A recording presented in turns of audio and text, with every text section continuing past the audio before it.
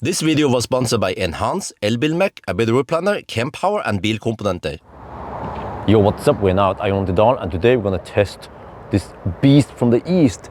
This is Volvo EX90. It's possibly the thirstiest beast we're ever gonna test.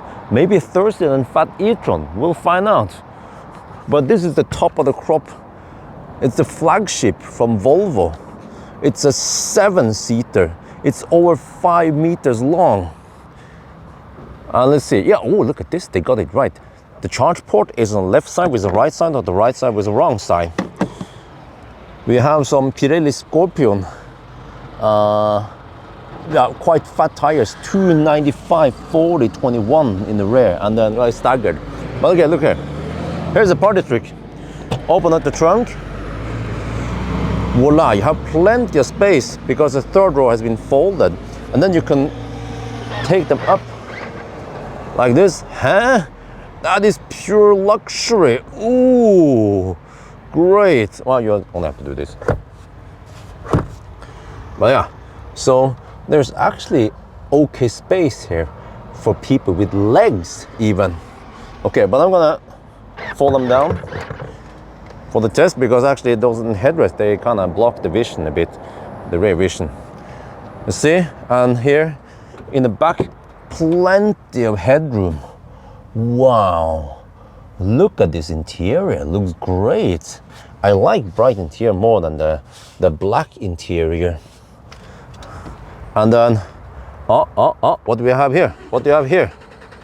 Soft close, wow. Volvo is getting as good as the Chinese cars nowadays.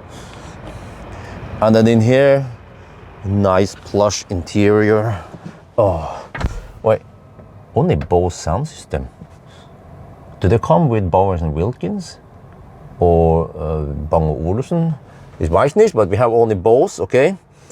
So we charge the car to 67%. It's not too important. We have the same 111 kilowatt hour battery as the Polestar 3. It's like the Polestar 3 brother from another mother, but this is bigger than the Polestar 3.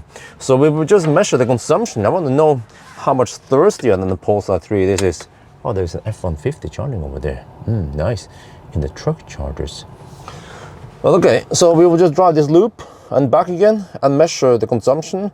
And at least I measured 105 kilowatt hour net capacity on the Polestar 3. So yeah, it's 16 degrees Celsius outside. We have to go here, trip information. So we have different trips here.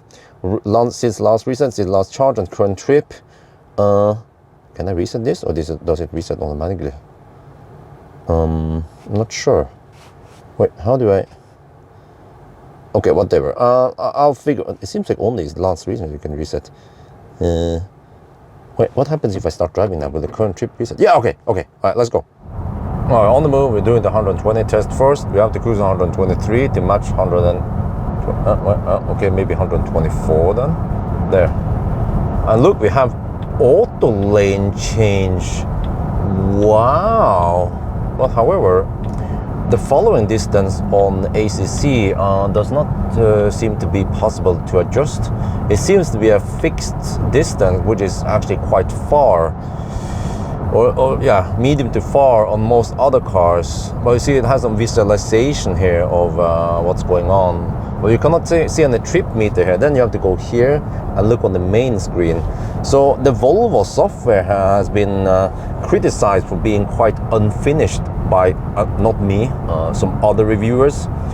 Yeah, it got schlocked, or I don't know, they were slaughtered for releasing a car with beta software. I think it might be better this time. At least my impression is that it works okay. So I would be one of the guys to also slaughter a car if it has poor software, right? Wait, is it now 124? It's 120. Okay, I have to go to 123. That's what I measured before. So I'm gonna try to cruise at 120 GPS speed. But the first thing I noticed when I started driving this Volvo is how quiet it is. Despite that we have 21-inch wheels, I guess we can even get it with 20-inch or smaller, but we should also have some headwind, a wind from the north. We're heading north, and it's nice and quiet in here. This is also what I noticed with the Polestar 3. When you buy a car like this that costs 1 million NOK, you know, the flagship. You expect it to be quiet, and yes, it is.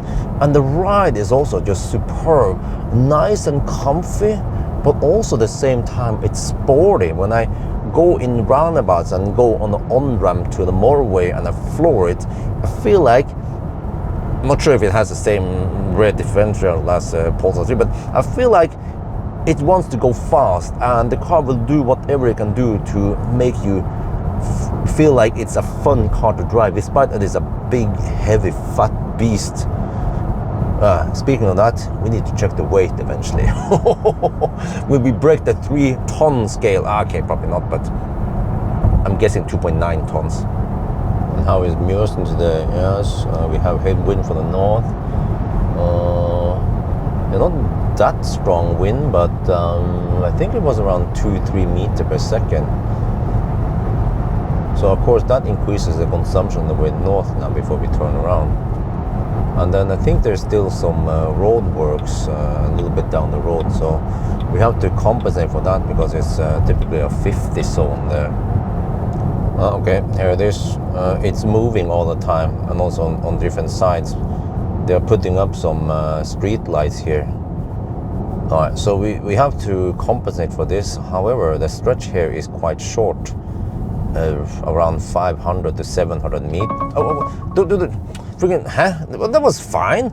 The thing was like the pre-collision thing is like, oh, Achtung, Achtung, danger, and it pulled my seatbelt a bit. No, that was fine. It was the typical active hammering, you know, not driving like an old man.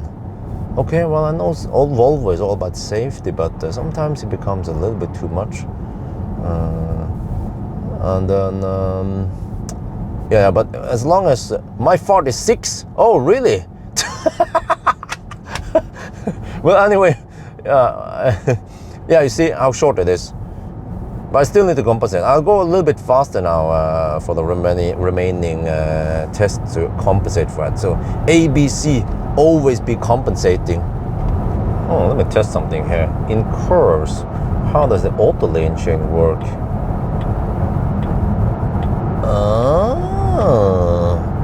It seems to work. Let's try the other. Let's see, in the curve. Now, because the Neo EL8 I'm testing, and I think also with the Neo EL6, Neos, they struggle with auto lane change when there is a curve. They will always mess up. I don't know why, because it's not that hard curve, you know? Okay, I'm gonna turn around here. And I think I'll just reduce the speed 103 now.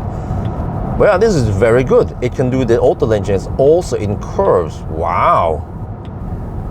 All right, the consumption was 260 watt-hour per kilometer. Huh? That's amazing. It's only 17 degrees Celsius and it's better than the Polestar 3. Okay, let's try the 90 test then. Okay. How do we reset the current trip? I think you have to do this. Exit the car. Well, we can maybe use this. Wait for the car to lock down. I was wrong. It's not the beast from the east. It's the beast from the west. It's made in America. Oh yeah. Okay. And then it enters, and then it seems like it hasn't reset until you do this. There. Okay. Let's go. Well, we're on the move. We cruise at 93 now. Go a bit slow. We just go the same loop. I thought about going further north so we can test the coasting, but unfortunately I cannot put the car in neutral. It requires me to push the brake to put it in neutral. Yeah, so not every car can go in neutral, and then there's no way to set no region. And even if there's a no region, usually there's some slowdown, so we need to go in neutral, be able to coast. It will be funny to try this car, but okay, whatever. So we just go the loop again and then back, and here is where we had a slowdown with yeah, okay, it's keep bugging me. It's a very safe car. Yeah. Okay, let's check the weight. Front axle. Okay, let's go back a bit. It weighs the same as a BMW i3. Okay, and then the whole car. Holy macaroni, almost 2.9 tons. Well, I was about to say it's a heavy beast from the east, but it's a heavy American beast. A fat bastard, yeah. Get in my belly. But see, I noticed something here. In this infotainment, you can interact with the map, zoom in or recent or whatever, right? While you are in the home screen, then you can interact with other elements, like here. Or other things. This is how it should be. This is good user experience. In some of the VAG cars, like MAB platform, ID software, and also the Audi A6 Q6 I borrowed recently. In order to do something, just zoom in or do whatever, you have to click into that app first, and then it fills the whole screen, and then you can do something, and then you have to go back to this home screen before you can see everything else. So that's kind of weird and not so good user interface, unlike here in the Volvo. And then how good is the Bose sound system? Let's test out. Let's see. I just have a Spotify playlist here. USB stick doesn't work. Yeah, there is no feature here that can play from USB music. So maybe it's a bit unfinished in that regard. Yeah, unlike other cars that can play USB music. I think even my 10-year-old e-Golf, 11-year-old e-Golf can play USB music.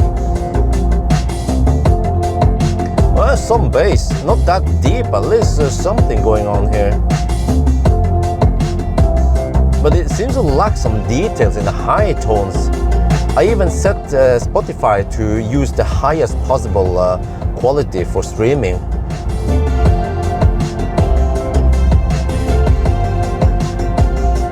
Well, I mean, it sounds okay at least.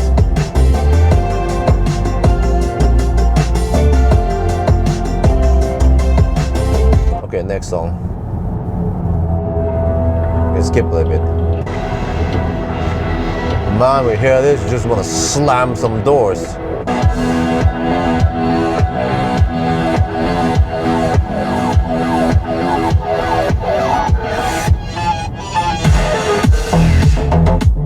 What? Seems to play loud. Crank it up.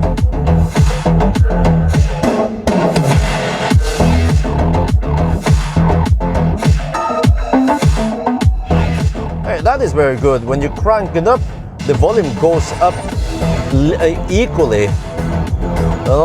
It doesn't just typical that the bass starts to struggle and the high tones go higher up in the mid tones. Well, unfortunately, I don't have too many songs I can play here. Let's try this, Runaway Light Boys.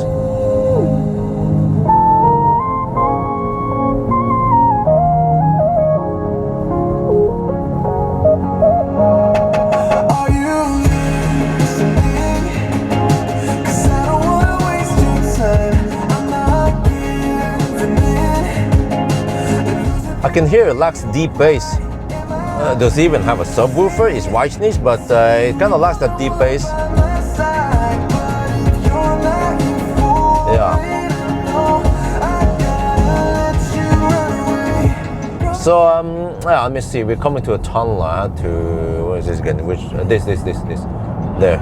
So you see something here. I usually have to open this to get some light here in the tunnel.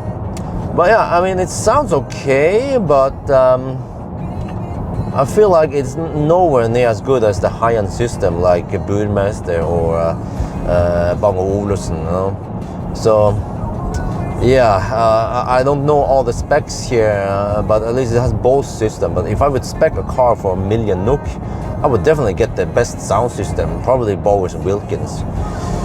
So if I would give it score, maybe just a 5 out of 10. Okay, this time it was 190 watt-hour/kilometer, but you notice that it doesn't show decimal here. Yeah, also, why the heck do I say 190? It's 19.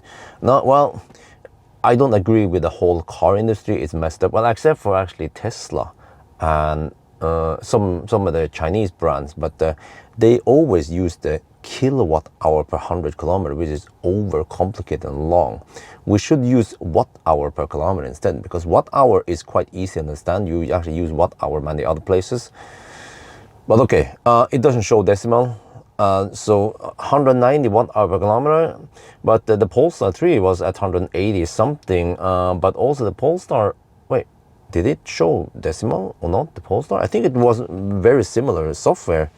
But actually, in the 120 test, the Polestar was slightly better. But then, I don't know the distance error in the Polestar, but here, it seems to be spot on. But eventually, I will do a longer estimation on the distance here. But it seems to be very correct.